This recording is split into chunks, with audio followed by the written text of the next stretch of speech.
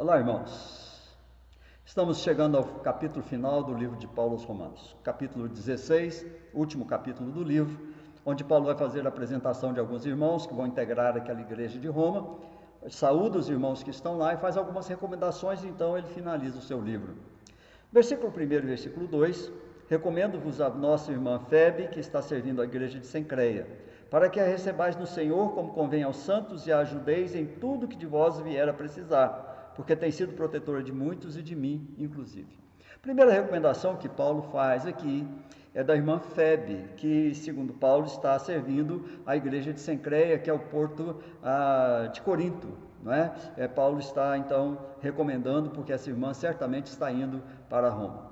Irmãos, quando uma pessoa está buscando um novo emprego ou uma nova posição, normalmente há uma necessidade de referência, testemunho de alguém que conhece bem aquela pessoa, pode certificar seu caráter, sua capacidade. É isso que Paulo está fazendo com a irmã Febe. Não é? Ainda hoje, a transferência nossa própria da igreja é comum, a gente sabe, porque a própria transferência de igreja para outra comunidade é precedida de uma carta de apresentação. Febe estava procedendo então de Cencreia, que era o porto de Corinto, e algumas vezes em alguns escritores e tal a chamam de diaconisa, mas é impossível que ela ocupasse qualquer posição social na igreja. Certamente, como hoje, as irmãs prestaram um serviço inestimável à igreja, mas naquele tempo eles não tinham nenhuma posição oficial, era impossível que a mulher pudesse ascender a alguma posição oficial. Paulo pede aos irmãos de Roma que a recebam como pessoas dedicadas a Deus, devem receber umas às outras. Não deveria, irmãos, haver estranhos na família de Cristo. Entre os cristãos não seriam necessárias, não deviam ser necessárias apresentações formais. Certamente são filhos e filhas do mesmo Pai, do nosso Deus, são irmãos entre si. Mas, contudo, irmãos, uma igreja não é sempre essa instituição acolhedora que se desejaria. Algumas pessoas não recebem bem as que chegam, às vezes com ciúmes de posições que ocupam, ou então mesmo em relação aos demais irmãos, tem ciúme de irmãos, e o que não pode e não deveria ocorrer entre o povo de Deus. Isso que Paulo está dizendo à igreja de Roma. Recebam Febe como cristãos devem receber irmãos. No versículo 3 e 4, ele diz: saudai Priscila e Áquila, meus cooperadores em Cristo Jesus, os quais pela minha vida arriscaram sua própria cabeça. Isso lhes agradeço, não somente eu, mas também todas as igrejas dos gentios. Não há no Novo Testamento nenhum casal mais fascinante, que seja mais interessante ouvir do que a respeito de Priscila e de Áquila. Priscila é um diminutivo de Prisca, que quer dizer antigo, descendente de alguém venerável. Alguns fatos sobre eles são conhecidos, não é? Eles aparecem primeiro em Atos capítulo 18, versículo 2, quando Paulo fala, ou quando o livro os relata a respeito deles, que eles estavam residindo em Roma. Então, quando eles estavam em Roma, Cláudio promulgou um decreto em 52 depois de Cristo, expulsando todos os judeus de Roma. Quando os judeus foram expulsos de Roma, Priscila e Áquila se radicaram em Corinto, foram morar em Corinto. Fabricavam tendas, que é o mesmo ofício de Paulo, e Paulo encontrou um lar junto com eles. Quando Paulo deixou Corinto e foi para Éfeso, Priscila e Áquila foram com ele, se radicaram também ali em Éfeso. Desde o começo, Priscila e Áquila foram pessoas que conservaram um coração aberto e uma porta aberta para o Evangelho do Senhor e para os irmãos no Senhor.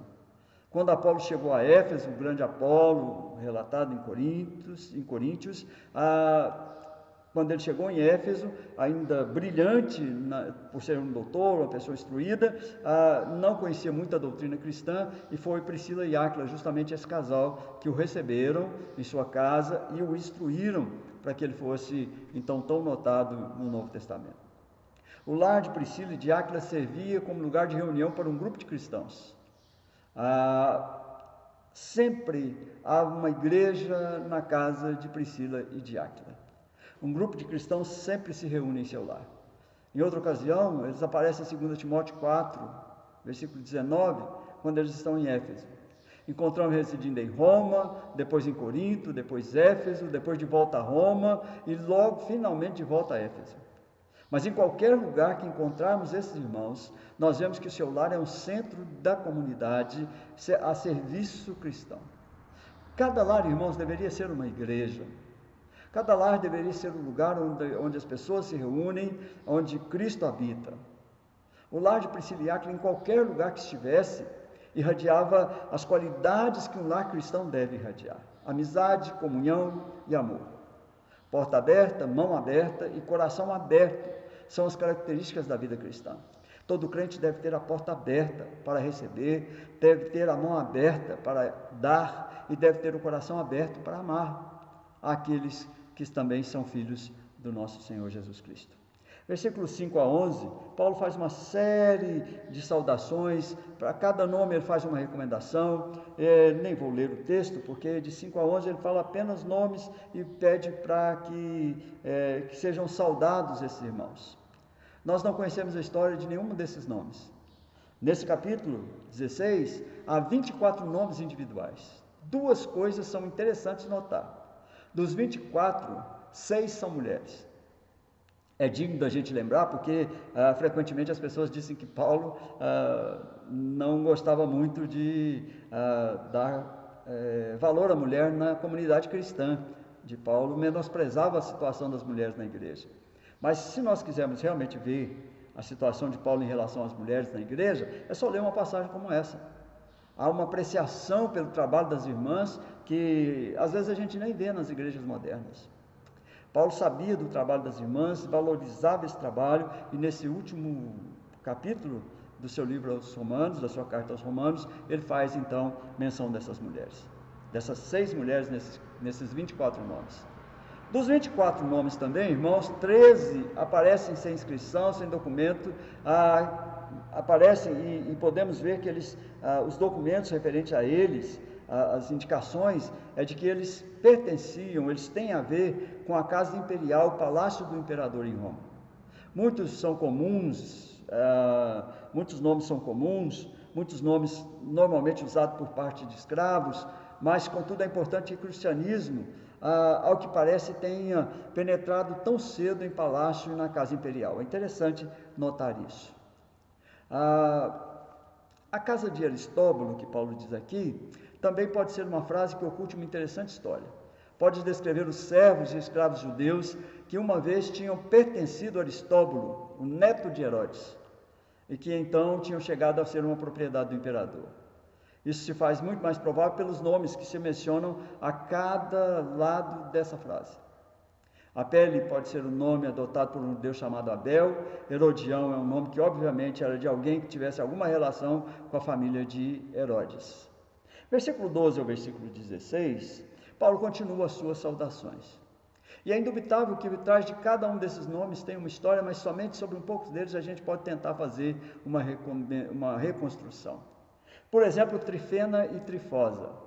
Seu nome significa refinada, Trifena significa refinada, Trifosa significa delicada. Mas Paulo escreve que elas se afadigavam no trabalho. Provavelmente fossem irmãs gêmeas.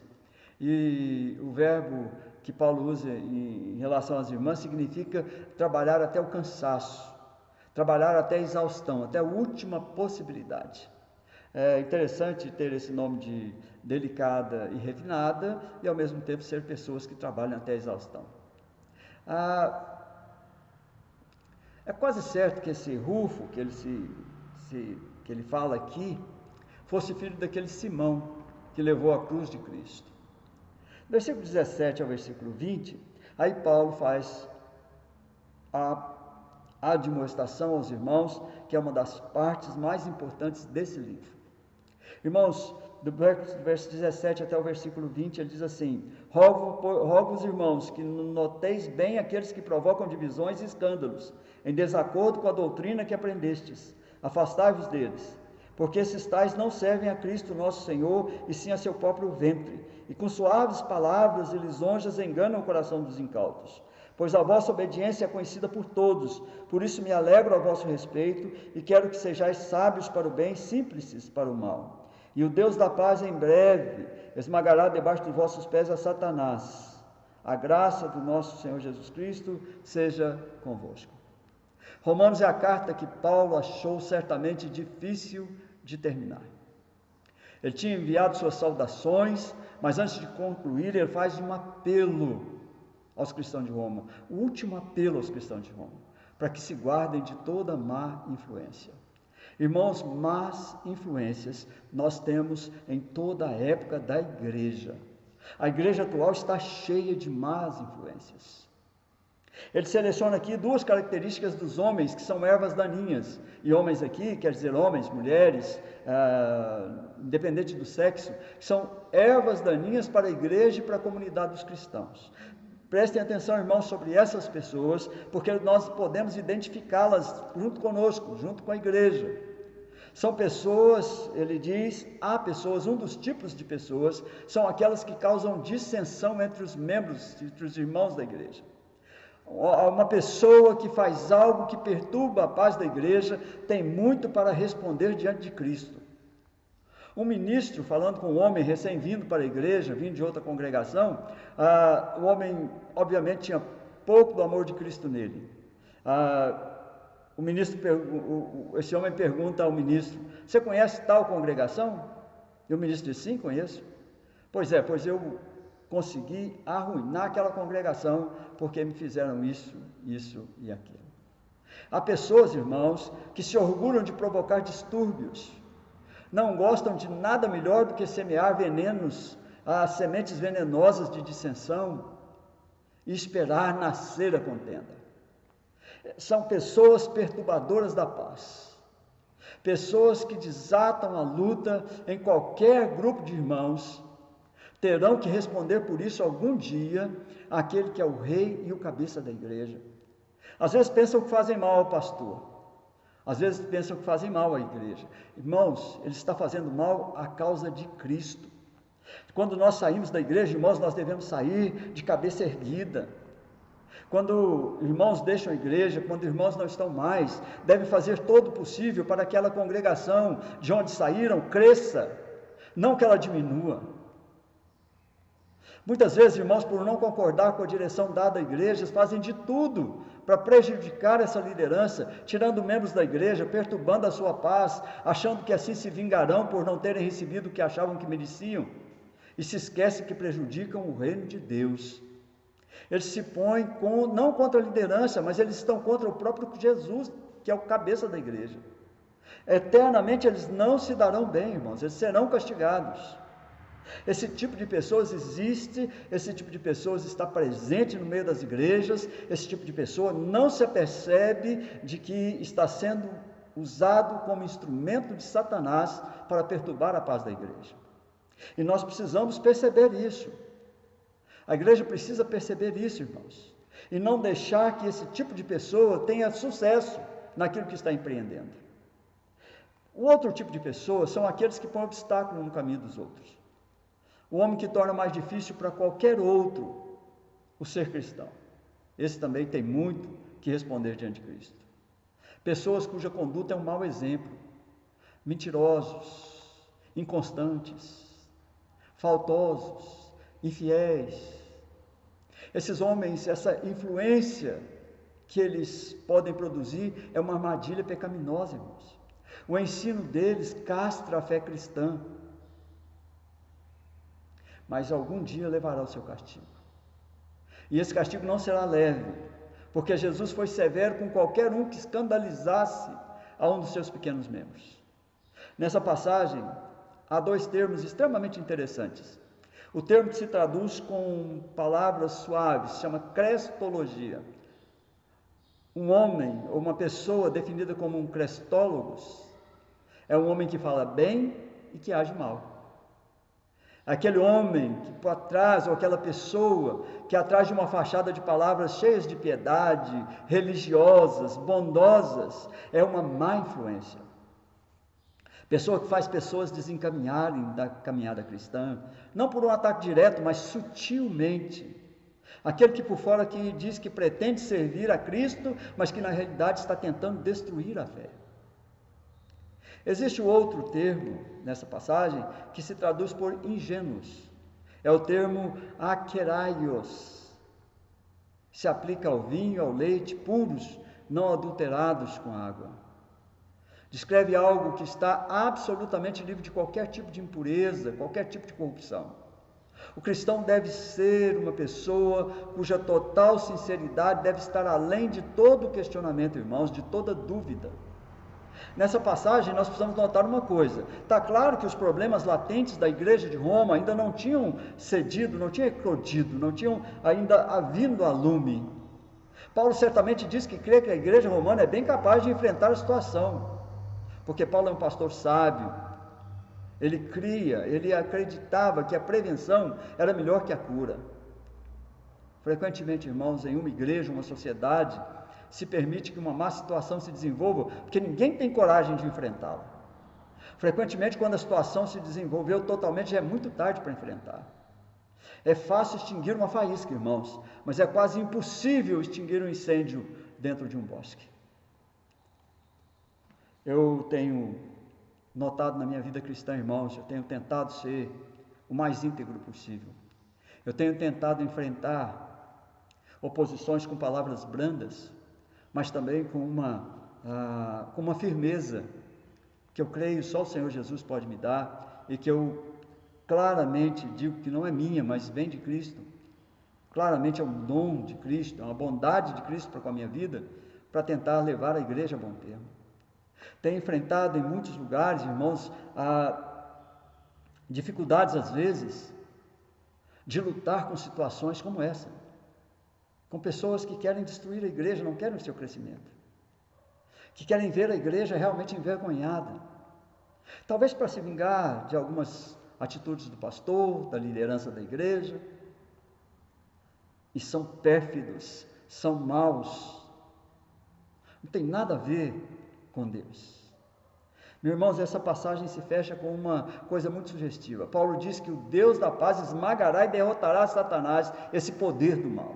Pessoas, irmãos, que são falsas e dissimuladas, enfrentarão o poder de Deus, porque toda a obra de Satanás contra a igreja receberá o justo castigo.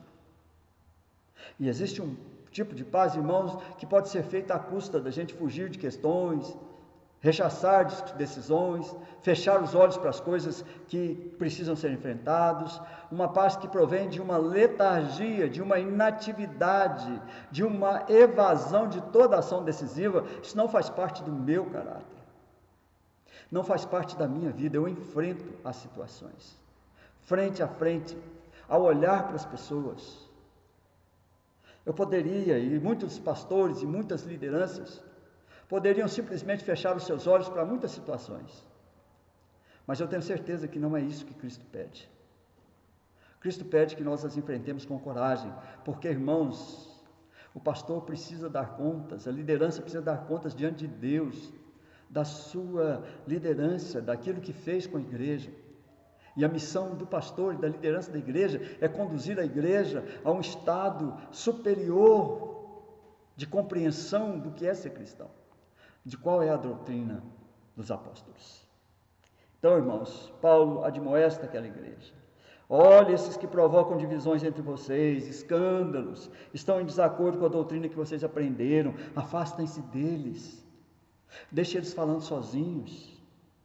Eles não servem ao Cristo nosso Senhor, eles servem ao seu próprio ventre, eles estão vaidosos dos que estão fazendo, eles enganam o coração daqueles que são incautos.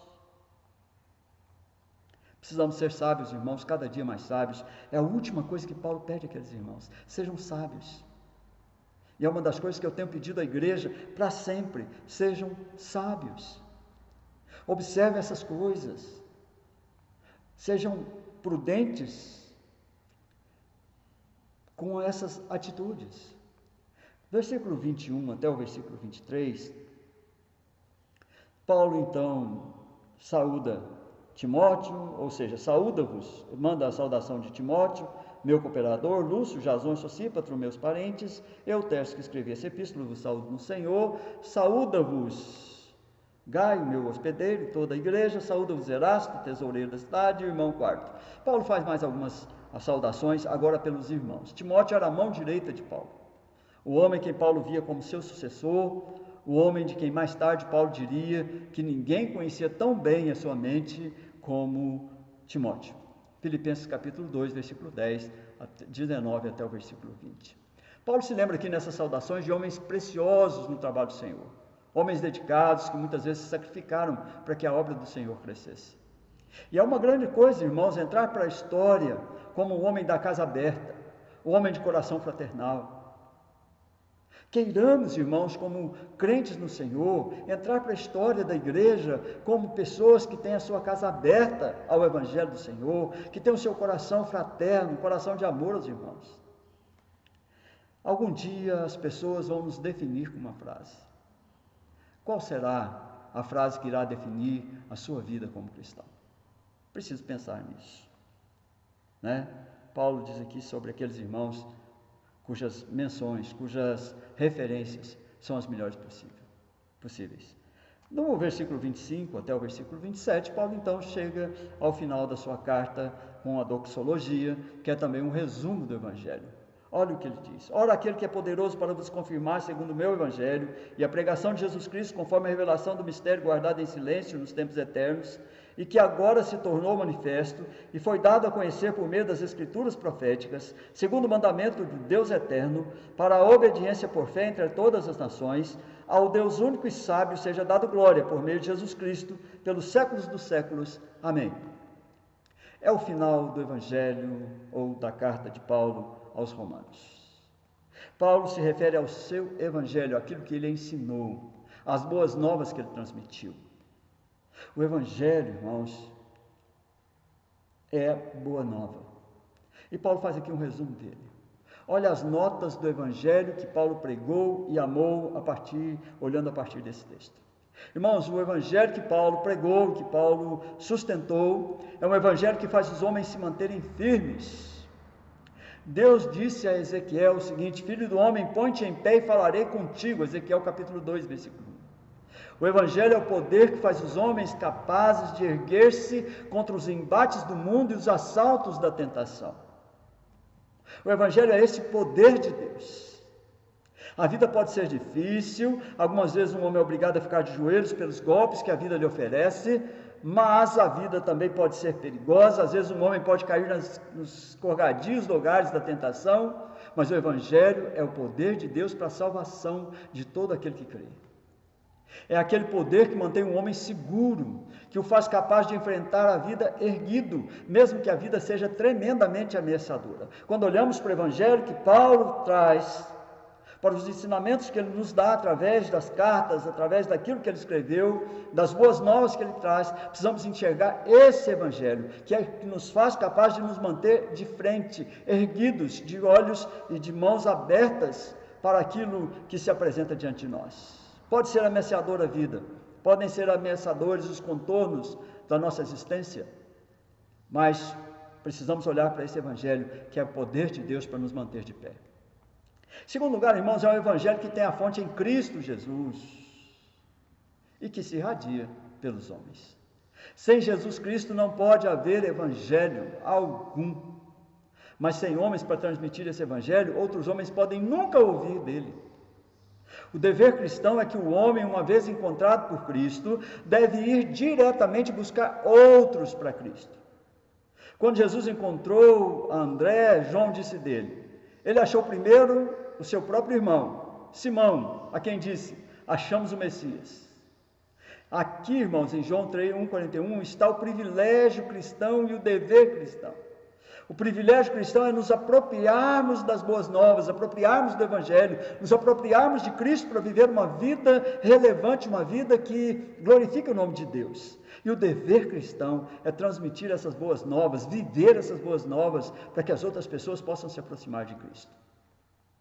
Poderia se perguntar ao Cristo ressurreto a respeito de um segundo plano para a divulgação do Evangelho. Claro, Jesus morreu. Certamente, se pudéssemos estar diante do Senhor, poderíamos perguntar, Senhor, mas e se Pedro, Tiago e João se esquecerem do Evangelho? Se Paulo não pregar? Se eles se cansarem de relatar esse Evangelho? Lá no século 21, os homens deixarem de relatar a história do seu amor por eles. O que vai acontecer? O Senhor fez outros planos? Certamente Jesus iria dizer a cada um que questionasse dessa forma, eu não tenho, nem fiz nenhum outro plano, eu conto com eles. Jesus conta com você.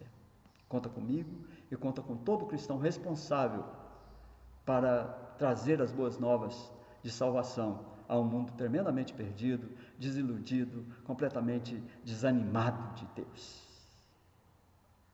Jesus morreu para nos dar o Evangelho e agora conta conosco para transmiti-lo a todos os homens. Não há plano B. Em terceiro lugar, irmãos, o Evangelho que Paulo transmite, que Paulo fala, é uma consumação da história. É algo que esteve ali por todas as idades e que na vinda de Cristo foi revelado ao mundo. Com a vinda de Cristo, irmãos, aconteceu algo único. Com a sua vinda, a eternidade invadiu o tempo. Com a sua vinda, o Deus eterno irrompeu na terra. A sua vinda é o eixo da história, é ali a linha divisória da história. É o acontecimento para o qual toda a história estava partindo. É o acontecimento do qual toda a história subsequente vai fluir. Olha, irmãos, o fato singelo é que depois da vinda de Cristo, o mundo já não pôde mais ser o que era. Aconteceu algo que não pode ser passado por alto. A vinda de Cristo é o fato central da história. Os homens dividem o tempo em antes de Cristo e depois de Cristo. É como se com a sua vinda o mundo tivesse começado de novo, outra vez. Em quarto lugar, o evangelho a que Paulo se refere, que ele trouxe, é um evangelho proposto para todas as pessoas, que sempre esteve destinado a todas as pessoas. Não foi um evangelho destinado aos judeus. A abertura do evangelho aos gentios não foi uma ideia posterior que alcançou status depois. Os profetas, mesmo alguns sem saber o que estavam dizendo, claro, por iluminação do Espírito Santo, eles tiveram prognósticos e previsões de uma época em que todos os homens de todas as nações conheceriam a Deus. Essa época ainda não chegou, mas é o desejo de Deus que algum dia seu conhecimento cubra a terra como as águas cobrem o mar. E a glória do homem puder ajudar a fazer com que o desejo de Deus, é glória para o homem poder ajudar a fazer com que o desejo de Deus se cumpra nessa terra. Em quinto, irmãos, o evangelho que Paulo se refere, que Paulo diz aqui,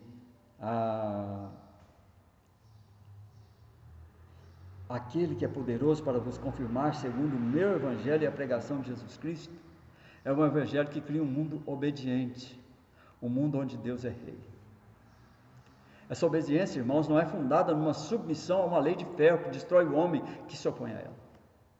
É uma obediência fundada na fé, em total confiança, em completa entrega do ser humano a Deus. Ela está fundada na submissão, que é o resultado do amor de Deus. É a obediência que provém do coração, que não pode fazer outra coisa senão a submeter-se em amor ao amor que o amou de tal maneira.